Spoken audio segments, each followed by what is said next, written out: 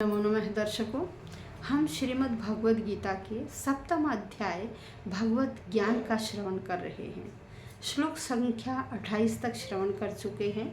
आज हम श्लोक संख्या 29 का श्रवण करेंगे, जिसमें श्री कृष्ण अर्जुन को कह रहे हैं कि देखिए, जो व्यक्ति बुढ़ापा और मृत्यु से मुक्ति पाने के लिए मेरा आश्रय लेकर प्रयत्न करते हैं, वे व्यक्ति ब्रह्म को, अध्यात्म को और संपूर्ण कर्म को जान लेते हैं।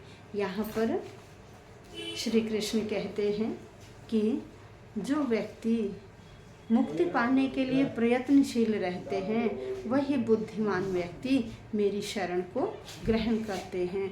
जरा मरणम मोक्षाय माम आश्रित्य यतन्ति ये ते ब्रह्म तद विदुः कृत्सनम अध्यात्मम कर्म चाखिलम। आइए शब्दशः अर्थ।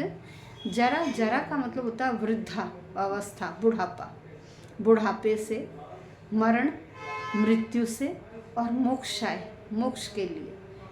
किससे? बुढ़ापे से और मृत्यु से मोक्ष के लिए।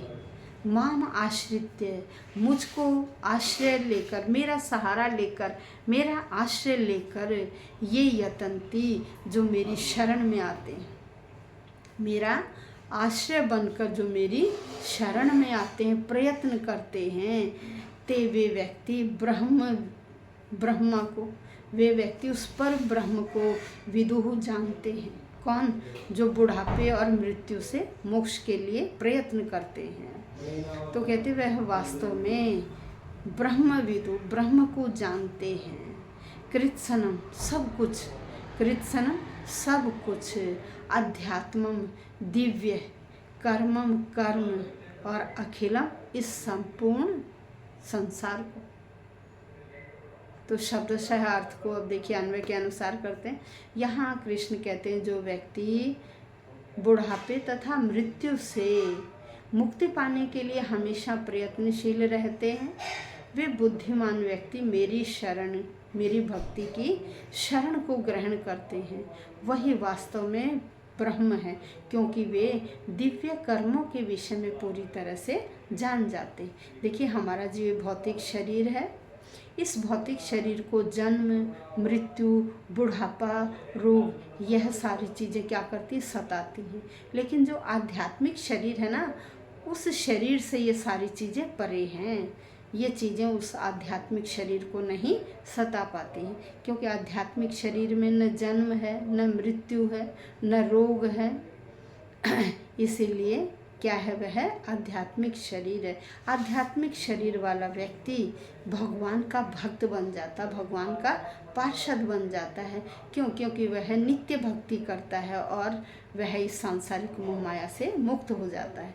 वह समझ जाता है कि मैं ब्रह्म हूँ, मैं ही आत्मा हूँ। वह इस बात से अपने आप को अवगत करा लेता है। और जब शुद्ध भक्त ब्रह्म पद पर आसीन होते हैं, तो वे दिव्य कर्मों के विषय में भी सब कुछ जानते रहते हैं। अब देखिए, भगवान की भक्ति करने वाले 4 प्रकार के अशुद्ध भक्त कहलाते हैं।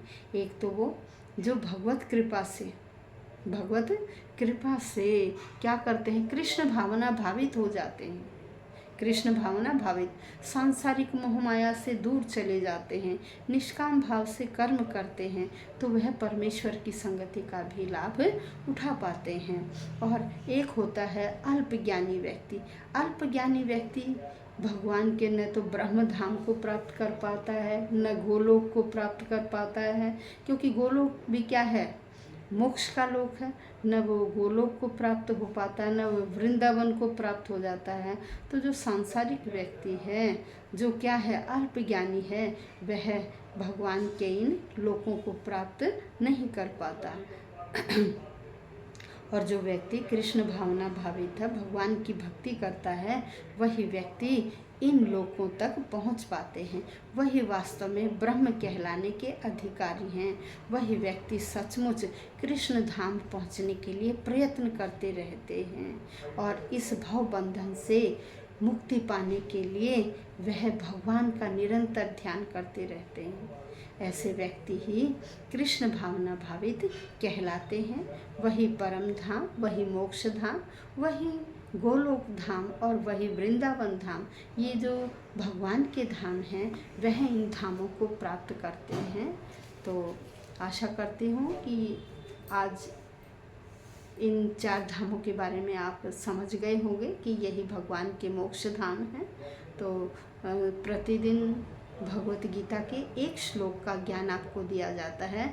तो प्यारे दर्शकों, अवश्य सुनिए और चैनल को भी जिन्होंने सब्सक्राइब नहीं किया है वह अवश्य सब्सक्राइब कर दें, ताकि जो भी नई वीडियो आती है उसका नोटिफिकेशन आप तक पहुंच जाए। और आप अवश्य सुनिए, अपने बच्चों को भी सुनाइए, ताकि उन्हें पता चले कि हमारे धर्म ग्रंथों में कितना ज्ञान भरा हुआ है और हम इस ज्ञान से कितने दूर हो चुके हैं। धन्यवाद।